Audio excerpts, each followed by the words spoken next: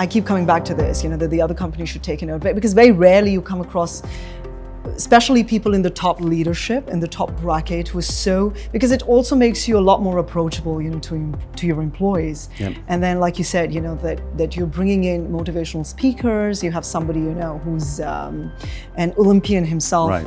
And to give, a speech on resilience and perseverance, because I think in times like these, what is really important is to keep your sanctity, your mental health in place.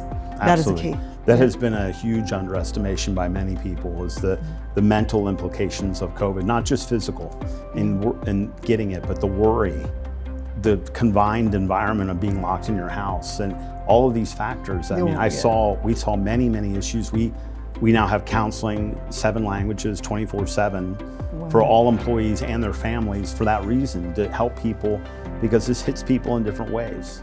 And you see different degrees of resilience appearing in the organization. Wow, wonderful. Now, talking about initiatives, are there any other initiatives which have been put in place by Fine Hygienic Holding? Because I was reading about the $2 million fund, right. Specially set up for those in need and the ones who are affected by the pandemic. Tell us a little bit about that. Yeah, I firmly believe that we have a responsibility to give back to the communities that we live and work and serve. We serve the community here. The community's not here to serve us. We're here to serve them. And so tough times like this, we were doing okay. We could increase our CSR and have new funds. And we started with $1 million just for COVID. It could be anything, free masks to underprivileged people. I always have a soft spot for children and senior citizens. So we do a lot with people of determination, with schools and sponsoring, all of that. So we started with $1 million. Now people will say, $1 million. I've heard of big companies, Apple gave 20. Yeah. I understand. But if you take our $1 million for our size, that's the equivalent of Apple giving $500 million, $500 million. Wow. So I think honestly, relative to size, yeah, FHH has probably given more money and more support away than any company I know of. Because I see other companies that are $60 billion in sales, $70 billion, saying we're going to give $1 million to Beirut. Okay, but when you're a company this size, we're 1/20th the size. Yeah. It's really, it's like $5,000. It's really not as dramatic as you would think. When we saw that there was more need than we could potentially fulfill, we doubled it to $2 million. Oh, wow. And we have dispersed that across the region. It's only stayed in the region a little bit, went to a few other markets. Okay. And we basically, if someone takes the time to explain the need, and we try to find a way to give them something. Wonderful. I try to help everyone who will take the time to reach out in some way. Now, it may not be as much as they want.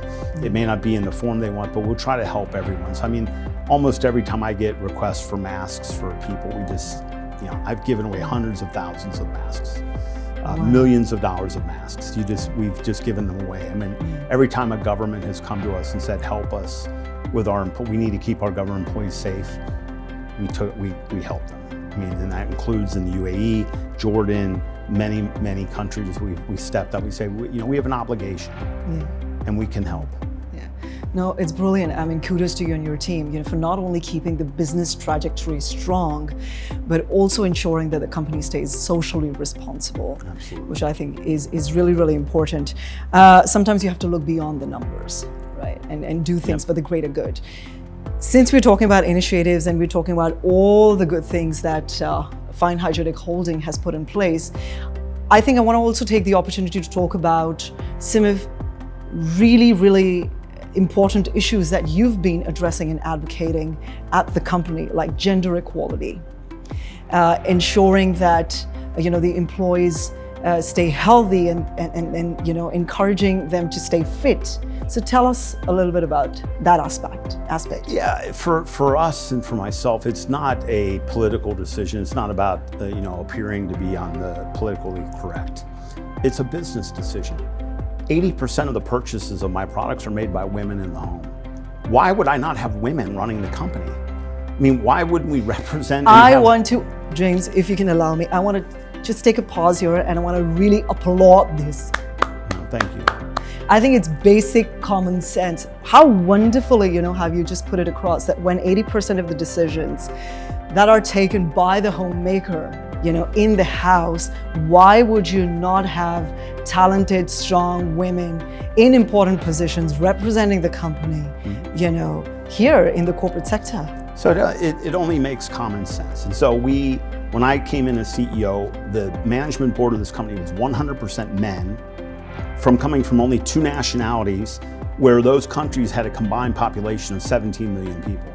So how can I win in a global marketplace when I only recruit from 50% of the population, and in 2 countries that represent a combined of 17 million? When we have global companies that I compete with recruiting men and women from 8 billion, they're going to win. It's like a football team. If a football team says, I only take these 2 nationalities, look at global football today. Absolutely. You have to recruit from the world. You can't recruit from one place.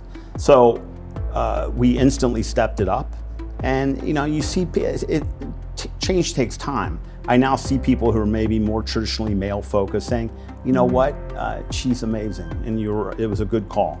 And so we're now 30% women in our management board. It's not perfect, but we went from 0 to 30 quickly. Wow, wonderful. And we have certain roles today, even in the Dubai operation, where I will mandate it needs to be a female, simply because this is such a diverse and wonderful pool of talent in this city. Absolutely. If this is a place where we have to do it, because in other parts of our region, there's more taboos on even, I've been trying to hire saleswomen in Saudi for a long time.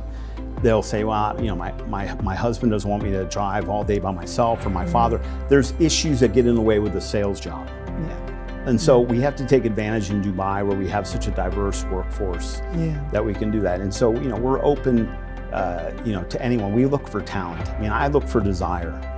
People that come to me, and I've had people come and they show me pictures of all the famous people they know. I don't want them. If that's your badge of honor, which is who your daddy is, you don't want to work for me, because I don't care who your daddy is. I want to know what you bring to the party. Wow. I never hung on my father was dead when I was in my early 20s. I didn't hang on my father. And he didn't get me a job or do anything. I'm looking for people with desire, because I can coach all things in life except one thing.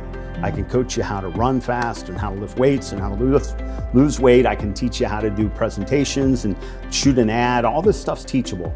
But the one thing I can't teach is the most important thing of all. I can't coach desire. And so I'm looking for desire. And I just hired this amazing woman. I've never interviewed anybody like her, a Somalian refugee who went to China and became a doctor and learned Mandarin from scratch, and graduated from a Chinese medical school in Mandarin. You can't imagine someone from Africa in the China culture, which is very, it's very proud, and they're not always open to everything. Someone from Africa going and studying in one of their top universities in Mandarin and learning it from scratch, and spending 5-6 years there.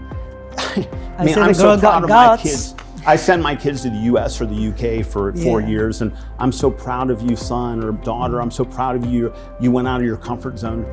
Wow. Yeah, they went to an English-speaking school in an English-speaking country. Yes. Think about this young girl from a Somalian background going to China. For me, I say, she doesn't have to tell me much more than that. There's a role for her here, because she's got what you can't teach. She's got desire, and she's got a will to win, and I want her in our company.